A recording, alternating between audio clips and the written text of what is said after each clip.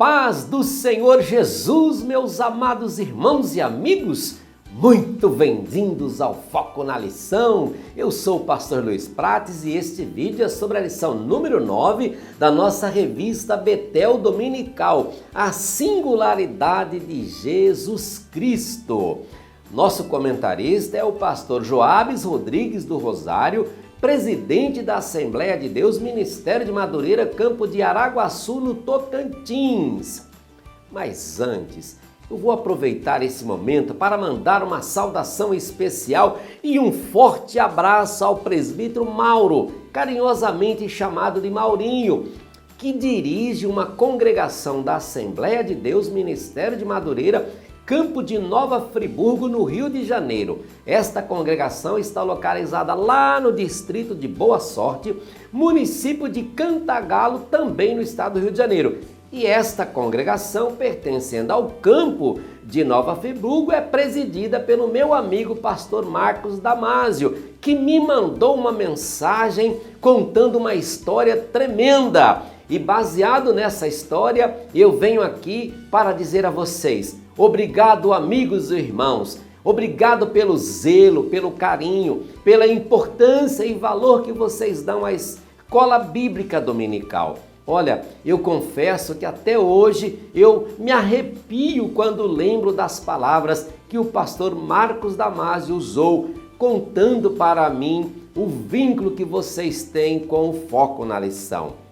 Vou lhe dizer uma coisa, meus irmãos, eu sei que vocês estão me vendo, me assistindo aqui nesse momento aí nessa linda congregação.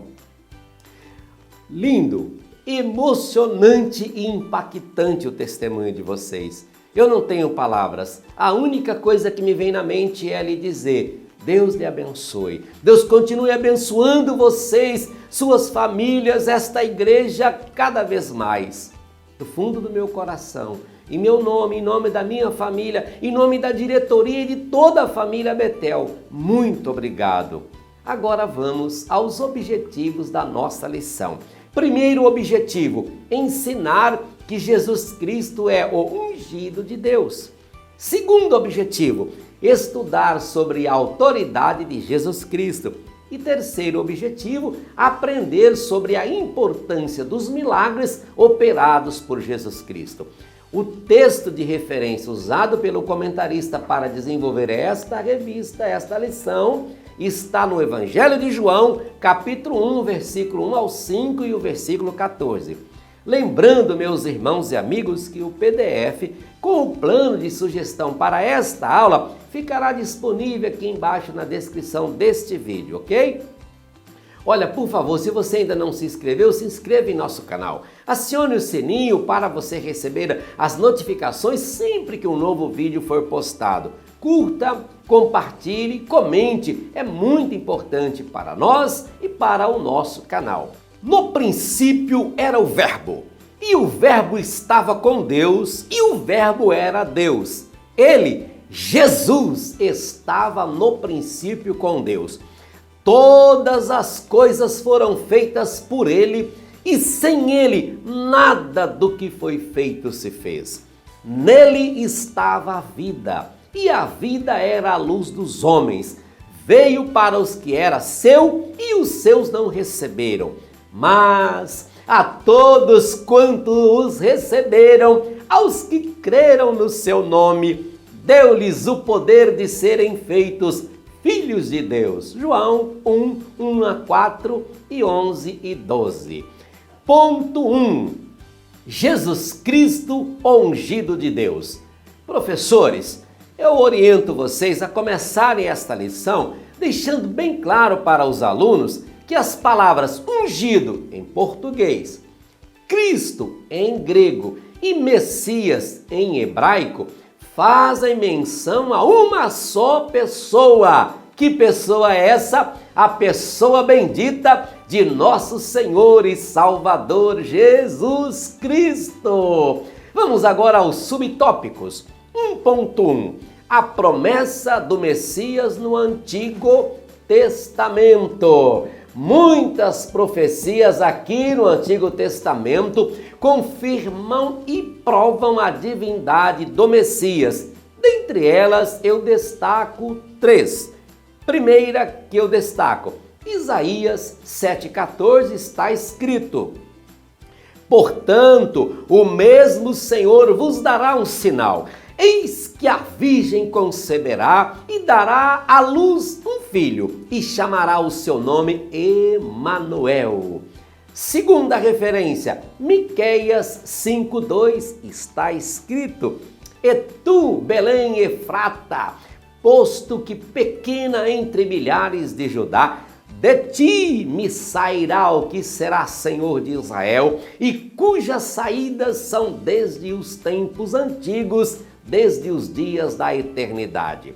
Terceira e última referência que eu trago aqui, Zacarias 9,9 está escrito: alegra-te muito, ó filha de Sião, exulta, ó filha de Jerusalém, eis que o teu rei virá a ti, justo e salvador, pobre e montado sobre um jumentinho, sobre um asninho, filho de jumenta.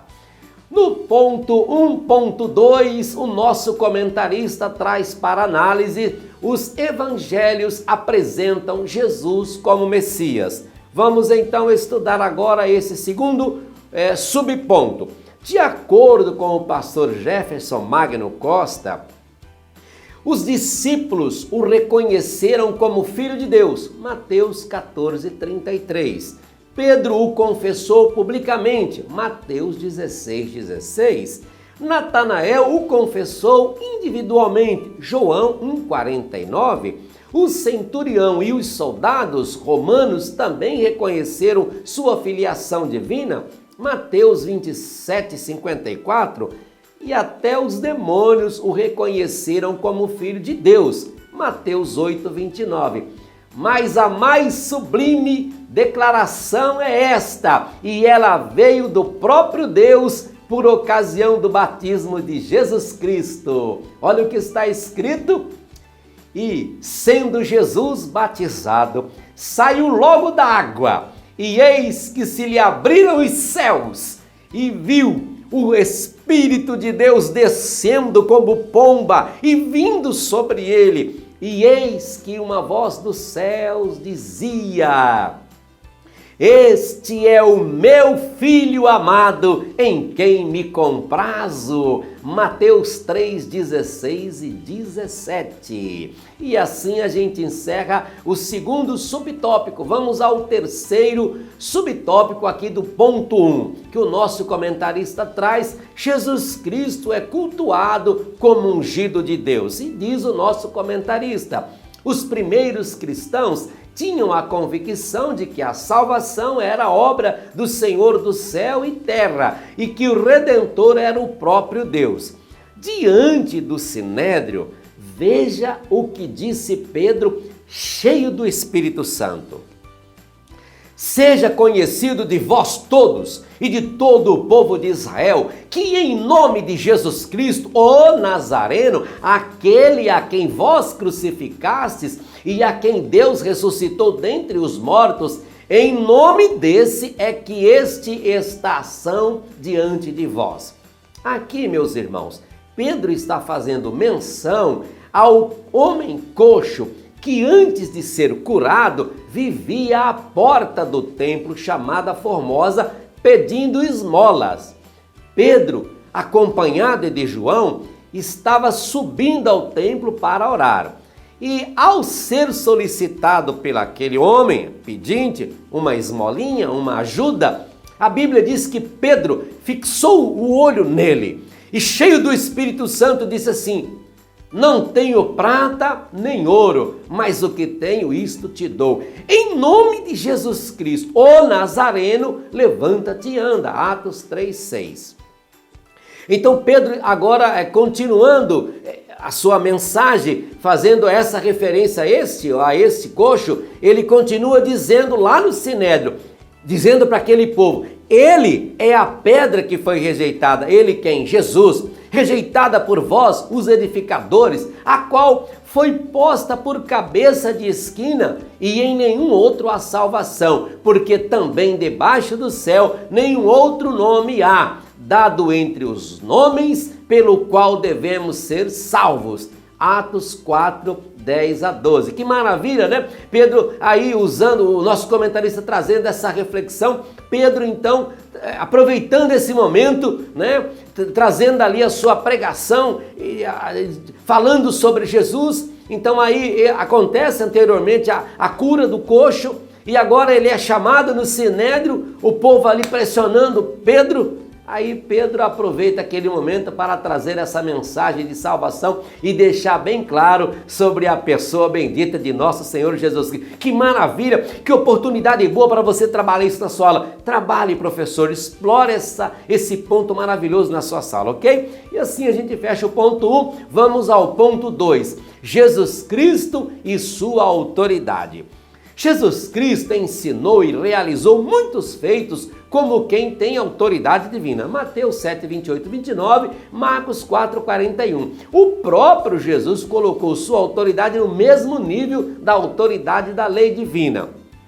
Vamos então aos subtópicos. No 2.1, o nosso comentarista traz para nosso estudo autoridade para perdoar pecado. Então, o que é que Jesus tinha? Jesus tinha autoridade? Sim. Autoridade para quê? Para perdoar pecado. O que diz a Bíblia? A Bíblia diz assim: e entrando no barco, passou para outra banda e chegou à sua cidade. E eis que trouxeram um paralítico deitado em uma cama. Jesus, vendo a fé deles, disse ao paralítico: filho, tem bom ânimo, perdoados te são os teus pecados. Mateus 9, 1 a 2. Olha, meus irmãos, somente Deus tem poder para perdoar pecados. Por isso, Jesus perdoou os pecados daquele homem. Sabe por quê? Porque ele é o Cristo, o ungido de Deus. Atos 10, 38. E assim a gente fecha o primeiro subtópico. Vamos ao segundo. A autoridade sobre forças espirituais do mal. E estava na sinagoga deles um homem com um espírito imundo, o qual exclamou dizendo: ah, que temos contigo, Jesus Nazareno? Vieste destruir-nos? Bem sei quem és, o Santo de Deus. E repreendeu Jesus dizendo: cala-te e sai dele. Então o espírito imundo, convulsionando-o e clamando com grande voz, saiu dele. Marcos 1, 23 e 26. A autoridade para expulsar demônios também é um sinal para que as pessoas cresçam em Jesus como Cristo, pois assim demonstrava sua autoridade também sobre as forças do mal. E assim a gente encerra o segundo subtópico. Vamos ao terceiro, a autoridade de Jesus para ensinar. E aconteceu que, concluindo Jesus esse discurso, que discurso esse? O Sermão da Montanha. O contexto aqui era o Sermão da Montanha. A multidão se admirou da sua doutrina. Por que se admirou? Porque os ensinava como tendo autoridade e não como os escribas. Mateus 7, 28 e 29. Os mestres do judaísmo, nos dias de Jesus, citavam outros mestres famosos para fortalecer seus ensinos sobre as escrituras sagradas. Mas Jesus pregava diferente. Ele ensinava com autoridade própria. Ponto 3. Jesus Cristo e seus milagres. Cura e salvação atestam a cristologia de Jesus. Ou seja, ele fazia milagres e salvava porque era o Cristo, o ungido, o Messias prometido ao povo de Israel. Assim, deviam crer nele e não esperar pela vinda de outro. Vamos então ao 3.1. O que é um milagre? Milagre, meus irmãos, é definido como sendo um ato especial de Deus que interrompe o curso natural dos eventos. Por esta definição, podemos concluir que, se milagre é um ato de Deus, e se Jesus operou o milagre, logo, Jesus é Deus. Pronto, simples para terminar o ponto 1 do terceiro ponto, né? O subtópico 1 do terceiro ponto. Vamos então ao segundo subtópico aí do último ponto. 3.2. Por que Jesus realizou milagres? Para os judeus, meus irmãos, milagres era um dos grandes sinais da chegada do Messias. A gente pode confirmar isso em Isaías 35, 5 e 6.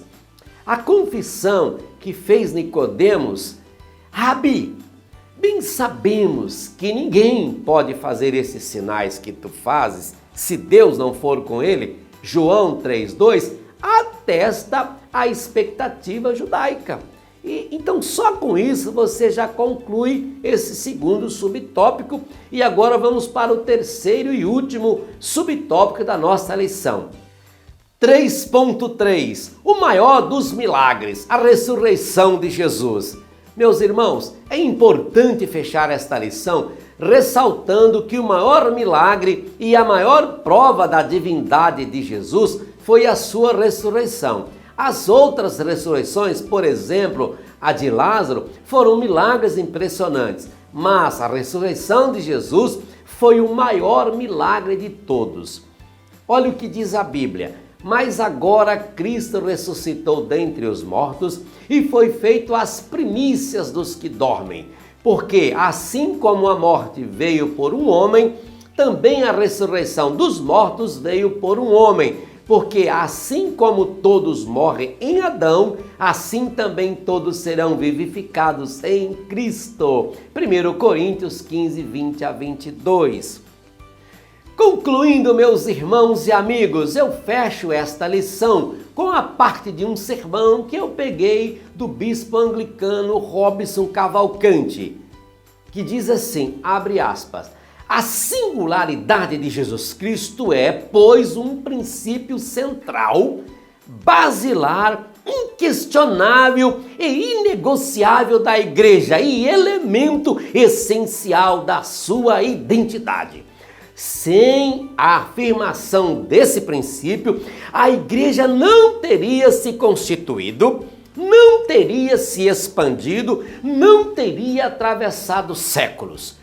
Somos o que somos, firmados em uma tríplice verdade: a manjedoura, a cruz sangrenta e o túmulo vazio. Fecha aspas. O apóstolo Paulo, escrevendo aos Coríntios, disse: porque nada me propus saber entre vós, senão a Jesus Cristo e este crucificado. 1 Coríntios 2:2. E assim chegamos ao final desta maravilhosa aula. Na próxima semana, querendo Deus, estudaremos a 10ª lição da nossa revista Betel Dominical. Bíblia, infalível revelação de Deus. Deus te abençoe, uma excelente aula e até o próximo Foco na Lição.